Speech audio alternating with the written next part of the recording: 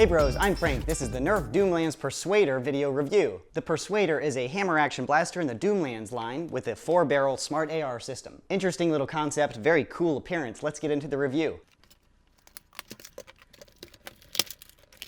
Included is the blaster itself and a few darts. Now I'll go over the externals in a bit more detail, starting of course up with the front. This blaster is a front-loading blaster. It has 4 barrels ready to fire, so you can just front-load the darts up like this. It has a smart air restrictor system, so it fires from the top then to the bottom. If you only have one dart and you put it into, say, the second barrel, it'll fire that one instead of dry firing from the top. It's pretty smart for an air restrictor. Up top is a tactical rail if you want to mount optics or any other attachments. Down below is a sling or lanyard mount in a kind of a weird location, but you know, Doomlands is kind of an odd line. Traditionally, the lanyard mount is underneath the pistol grip, so it's kind of odd in the center there, but pretty cool. In the center of the blaster, it does have the Doomlands themed transparent plastic, so you can see the catch work, the trigger. It's pretty cool. And then on the other side, of course, is the gray opaque piece. That's in line with the other Doomlands blasters, and it's definitely pretty cool. Trigger pull is pretty standard. The grip is small, but it's comfortable. I often complain about this stuff, but it is nice to say. It's comfortable and I like it, no complaints at all. And this orange thing is the hammer action. That's how you prime the blaster. Instead of like cocking back a slide or anything, to prime this, you pull down on the hammer like that. It is worth noting the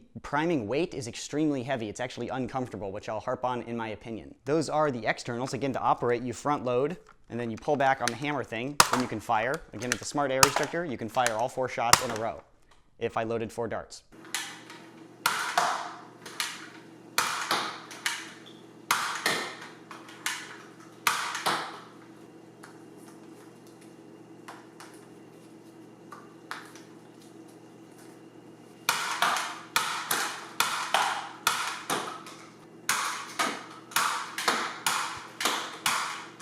Firing the blaster is pretty fun. The smart air restrictor system makes it easy to load. It shoots 4 shots in a row.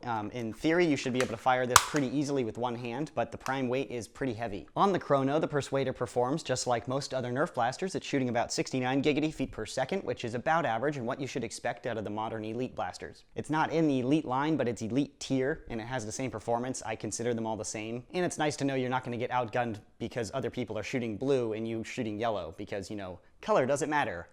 That's all of the objective information. Now getting to my opinion on the Persuader. Overall, I think it's a very cool looking blaster, and it's definitely a fun concept to have a streamlined vertical 4-shooter. And I am a fan of hammer action because you can use it with one hand, which is just tactical and actually pretty practical for some circumstances. And I'm personally really drawn to the Doomlands paint scheme with the transparent side. I really like the theme of the whole series, and I think they all look pretty cool.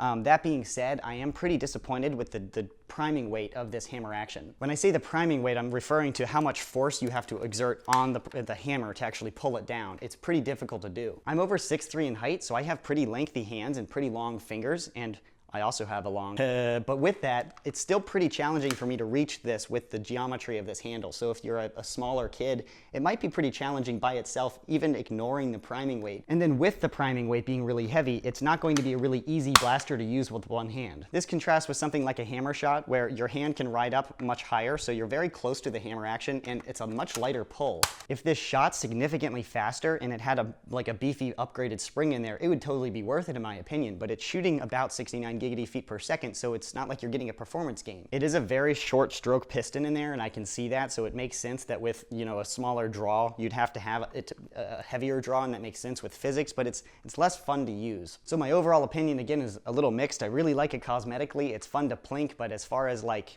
pistols go, I would personally prefer a hammer shot or maybe even a strong arm. And with these awkward dimensions, it'd be really challenging to make a holster to fit that, because it'll just be big, and then, you know, that's a weird shaping holster.